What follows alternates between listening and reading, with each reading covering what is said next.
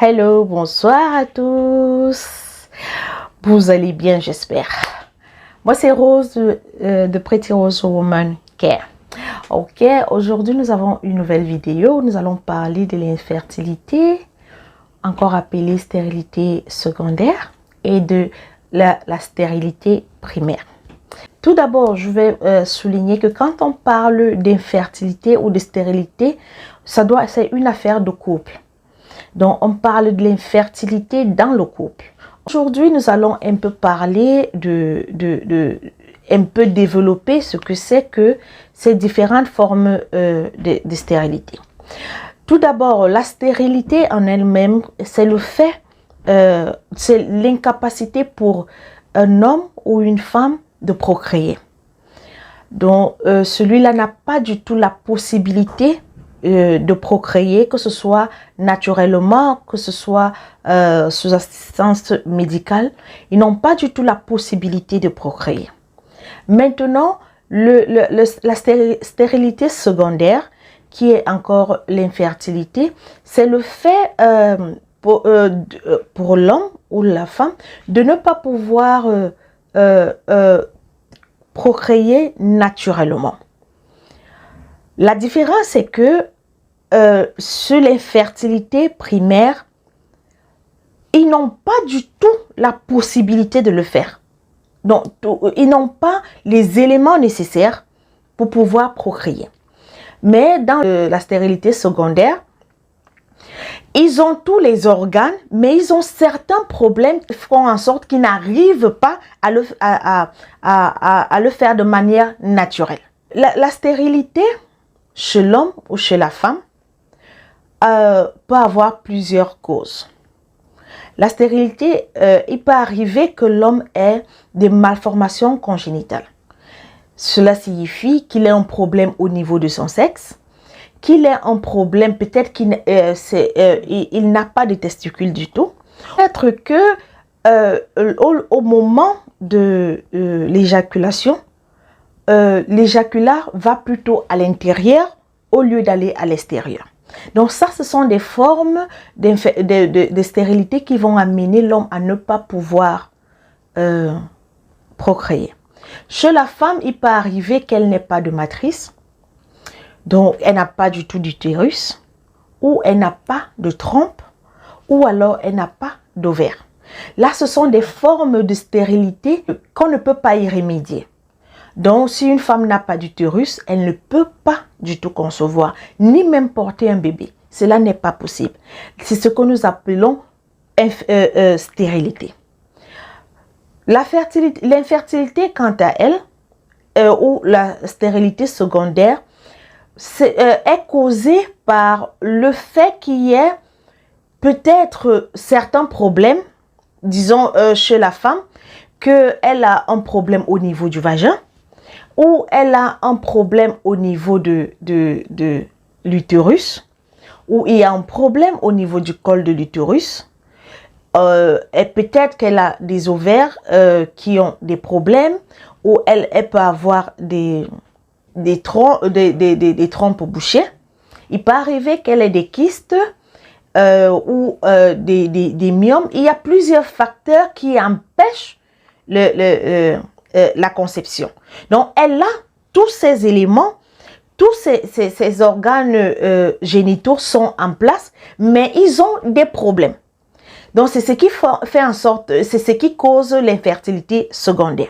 Il peut également arriver qu'elle a eu à avoir des avortements provoqués ou spontanés qui ont été maltraités et qui ont amené des infections.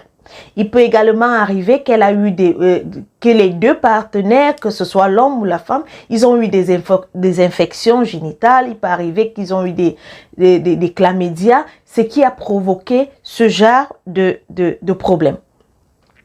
Mais la différence entre la stérilité primaire et la stérilité secondaire, c'est que la stérilité secondaire, on peut la traiter.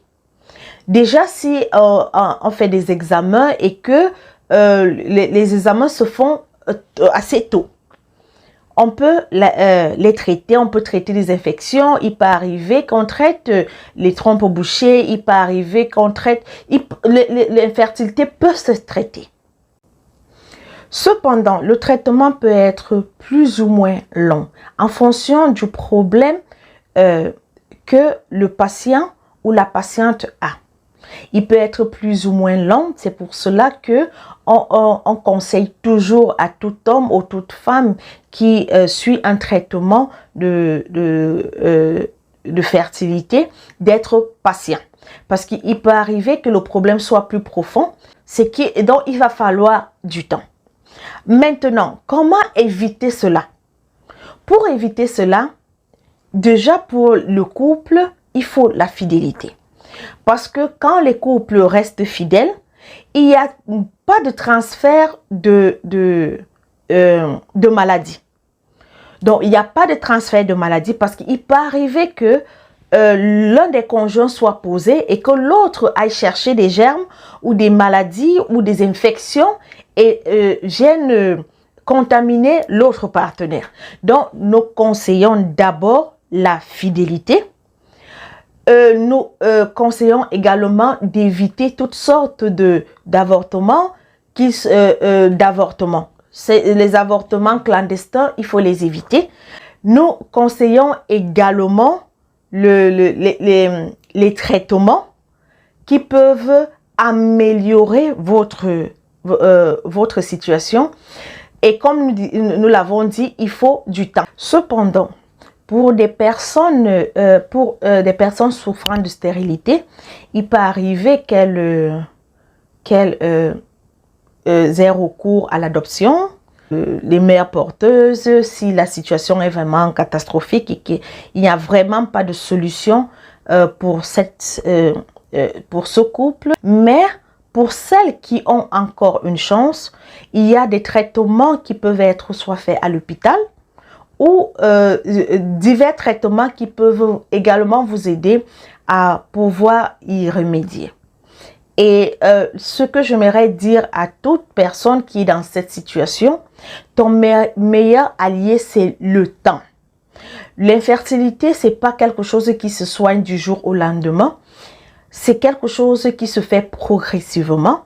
Le traitement peut être plus ou moins long, mais il faut du temps, de la patience.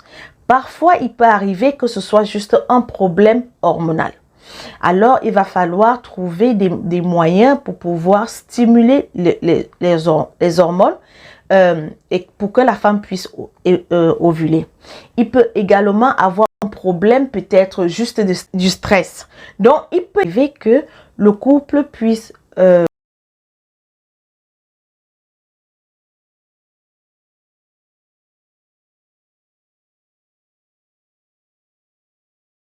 plus de stress, il n'y a plus trop de pression venant